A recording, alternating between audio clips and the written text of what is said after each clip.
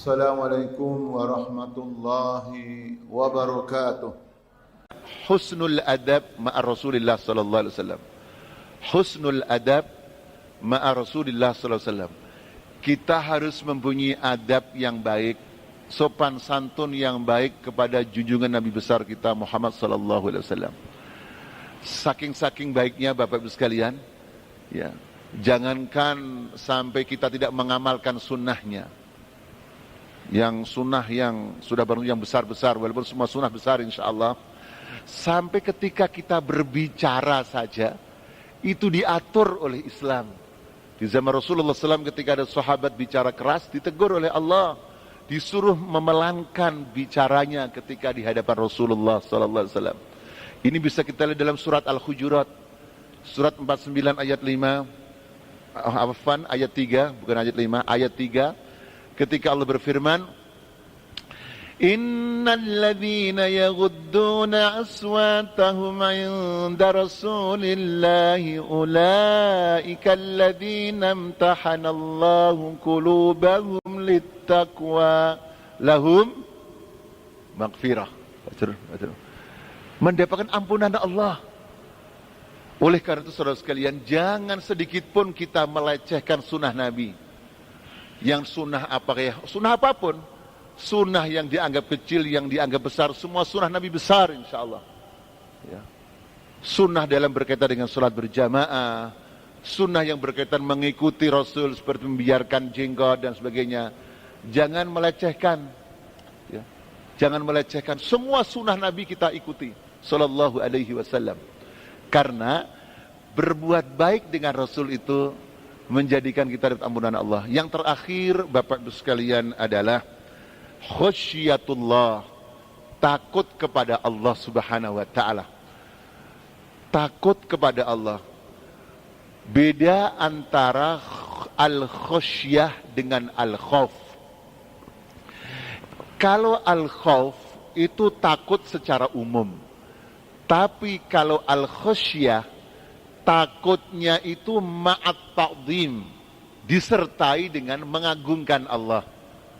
Makanya definisi ulama di dalam Al-Quran itu adalah innama Bapak yakhshallaha min ibadihil ulama. Allah tidak berfirman innama yakhafu, tidak yakhafu, yakhsha. Sesungguhnya yang takut pada Allah dari hambanya adalah ulama. Kenapa? Karena yang pandai, yang cerdas mengagungkan ajaran Allah, orang yang berilmu. Sehingga kalau ada orang berilmu kok tidak takut kepada Allah, itu bukan ulama. Ini kadang-kadang kan masyarakat bingung, Ustadz, beliau kan ulama, kenapa kok begitu? Kan ulama, kenapa begitu? Sekarang pertanyaannya, ulama beneran atau tidak? Karena kalau ulama adalah selain punya ilmu, mereka itu takut kepada Allah. Sehingga sebagian ulama mengatakan, kalau ada orang berilmu kemudian tidak takut kepada Allah, itu bukan ulama. Itu disebut jami'ul ma'lumat, yang menghimpun maklumat, informasi saja. Dia mengumpulkan dalil-dalil Quran, mengumpulkan dalil-dalil hadis, mengumpulkan fikih, mengumpulkan informasi tentang sirah nabawiyah, mengumpulkan informasi tentang akidah, tetapi tidak takut pada Allah.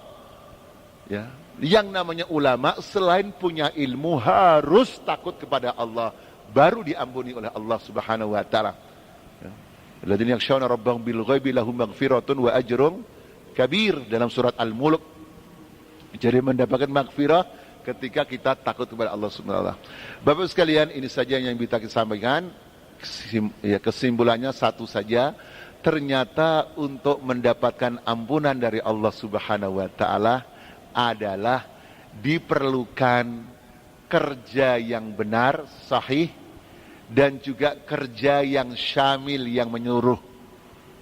Makanya tadi 10 hal yang saya sampaikan tadi bermacam-macam bentuk ibadahnya.